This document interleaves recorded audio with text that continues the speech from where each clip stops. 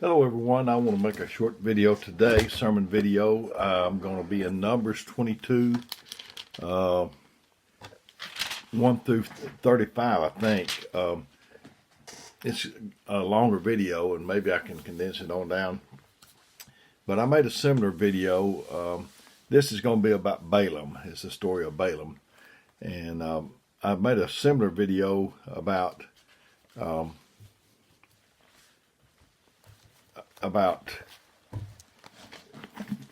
having the courage to stop. If old Balaam had stopped, he wouldn't have gotten in trouble. But like a lot of people, he just kept going, and that's what got him in trouble. And like I said, I'm going to be in the King James Version of the Bible, chapter 22, verses 1 through 35, I think. And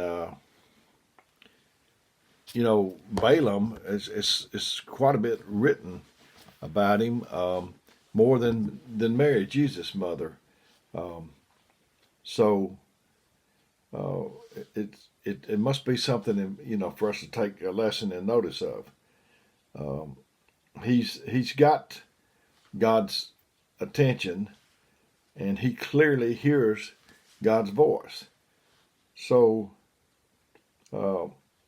what can we learn with a prophet? It's about a talking donkey.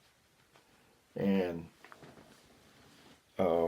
like when we start doing something we need to quit, like finding fault with God's people or any of that kind of thing, we have to have the courage to stop.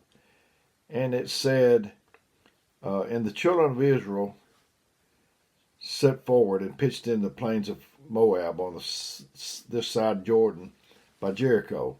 And Balak, the son of Zippor, saw that all that Israel had done to the Amorites. Israel was a protected people, and the enemies of Israel, God just mowed them down for them. And Moab was sore afraid of the people because they were many, and Moab was distressed because of the children of Israel.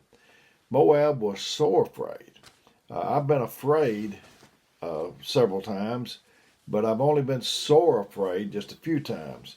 But Moab was sore afraid of the people because there are many, and Moab was distressed because of the children of Israel. And Moab said unto the elders of Midian, Now shall this company lick up all that are round about us, as the ox licketh up the grass of the field? And Balak the son of Zippor was king of the Moabites at that time. He sent messengers before unto Balaam the son of Beor to Pethor, or whatever how you pronounce it, which is by the river of the land of the children of his people, to call him, saying, Behold, there is a people come from Egypt. Behold, they cover the face of the earth, and they abide over against me. Come now, therefore, I pray thee, curse me this people, for they are too mighty for me. Peradventure I shall prevail, that we may smite them, and that I might drive them out of the land. For I wot not that whom thou blessed is blessed, and whom thou cursed is cursed. So I wot not. I wot that he whom thou blessest. I know that who you bless is blessed, and who you curse is cursed. And that's a known fact.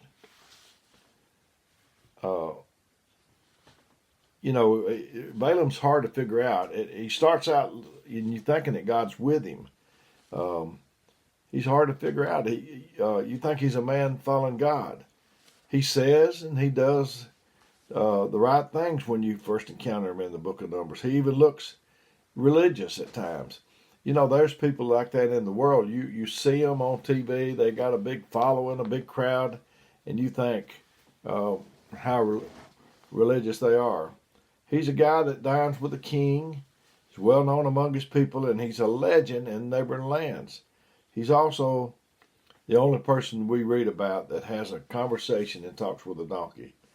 And the elders, and it says, and the elders of Moab and the elders of Midian departed with the rewards of divination in their hand, and they came unto Balaam and spake him the words of Balak.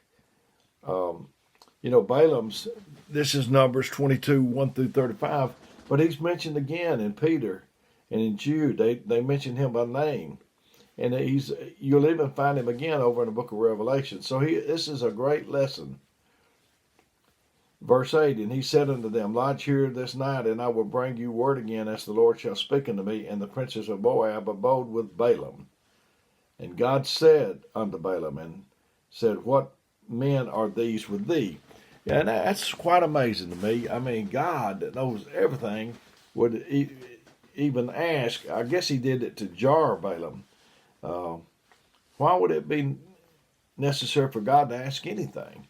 But like I said, he probably did it to try to wake Balaam up, but he didn't do it. And Balaam said unto God, Balak the son of Zippor, king of Moab, has sent unto me, saying, behold, there is a people come out of Egypt, which covereth the face of the earth.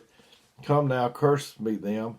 Peradventure I shall be able to overcome them and drive them out. And God said unto Balaam, thou shalt not go with them. Thou shalt not curse the people, for they are blessed. And old Balaam, he was like some of the rest of us, that when God tells us not to do, we just keep asking him.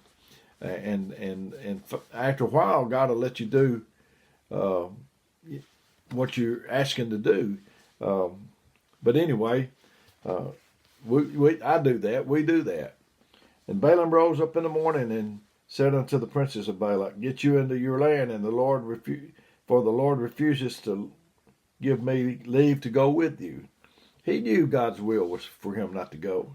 But as he kept thinking around, kept easing on toward what he wanted to do. And the princes of Moab rose up, and they went with Balak and said, Balaam refuses to come with us. Ought to be settled right there. But he just keeps on entertaining. It said, we're not supposed to set a place for the devil, not give place to the devil.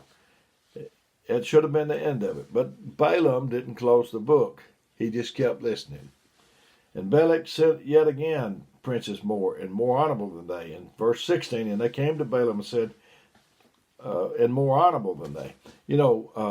Somebody will ask you to do something, and you don't feel comfortable in doing it. And you say, no, I don't want to do that. And then they'll start telling you, well, so-and-so does it, and tell you about people that you look up to, and they'll say they did it. But if you know it's wrong, it's wrong. It don't matter who says anything. If your conscience and the Bible doesn't make it good. And they came to Balaam and said unto him, thus saith Balak the son of Zippor, let nothing, I pray thee, hinder thee from coming unto me. For I will promote you into a great honor, and I will do whatsoever thou sayest unto me. Come therefore, I pray thee, curse me this people. I remember when I first started working with Carnation Company, I had just received the Holy Ghost, and he came to work with me. I worked for Carnation Company. He came down from Nashville to work with me. And there was another salesman with him. And he was Gene Gilly was in a motel, and I went over there to meet him, and he said he had some things to discuss. And then it just like the Lord just let him think. He said, Dale might want to go to church. And he said, Steve, the other guy said, Steve, would you mind if I cover it with Dale first? I told him I wanted to go. That Wednesday night was my church night. And I didn't have that to worry with anymore. We got that straight right off the top. And Balaam answered and said unto the servants of Balak, if Balak would give me his house full of silver and gold, I cannot go beyond the word of the Lord my God to do less or more. Sound like his mind is made up, but he just keeps dabbling. Now therefore I pray you tarry ye also here this night, that I might know what the Lord will say to me more. But stay here one more night, and I'll see if the Lord has anything else to say to me. What's going on here is our prophet wants to do what God has told him not to do. We all do that now and then, and it's never a good thing, but God allows us to do what we want to do. He'll let us do. After he warns us so many times, he's like, go ahead then, and you'll see why I told you no. It means that he will sometimes allow us to do things that we insist on doing, even when what we want directly opposes his will. We have a free will to do, to obey or not to obey. I can't explain it any better than saying this. Sin always carries consequences. Disobedience always carries consequences. So many things have gone wrong in my life when I've done that, and I'm sure you can relate. That's what Balaam is doing here, and it's probably the money that's enticing him. And what's your price? Uh, is there anything that you would die for rather than compromise? And God said to Balaam all at night, and God came unto Balaam at night and said unto him, the men come to call thee, rise up and go with them, but yet the word which I shall say unto thee, thou shalt not do. This was a test because he had already told him not to go. And Balaam rose up in the morning and saddled his ass and went with the princes of Moab. This is a story of greed, compromise, betrayal, and corruption. This is lessons from a donkey riding prophet that caution us to be more like the donkey than the prophet. And God's anger was kindled because he went. And the angel of the Lord stood in the way for an adversary against him. Now he was riding upon his ass, and his two servants was with him. And when the ass saw the angel of the Lord standing in the way, and his sword drawn in his hand, the ass turned aside out of the way and went into the field, and Balaam smote the ass to turn her into the way. But the angel of the Lord stood in the vineyards, a wall bent on this side and a wall on that side. And when the ass saw the angel of the Lord, she thrust herself in the wall, crushed Balaam's foot against the wall, and he smote her again. If he had done what he's supposed to do in the first place, he wouldn't have got his foot hurt. Go back. What's it going to take to get you the message? It reminds me of when I was in the Army, and these guys come by on a deuce and a half, and I had civilian clothes. I hadn't yet been issued any military clothing, and they saw us out there. They knew we was newbies. They knew we was new in the Army, and they said, "Go back, go AWOL." And I didn't know what they meant at first, but I kind of see what they was talking about. And the angel of the Lord went further and stood in a narrow place where there's no way to turn either to the right hand or to the left. And when the ass saw the angel of the Lord, she fell down under Balaam, and Balaam's anger was kindled, and he smote the ass with a staff. And the Lord opened the mouth of the ass, and she spake unto Balaam, "What have I done unto thee, that thou hast smit me these 3 times?" Boy, that is a wake up. If your animal starts talking to you, that ought to wake you wide up. But when people's asleep, you can't hardly wake them up. And Balaam said unto the ass, "Because thou hast mocked me, I would there were a sword in my hand, for now would I kill thee."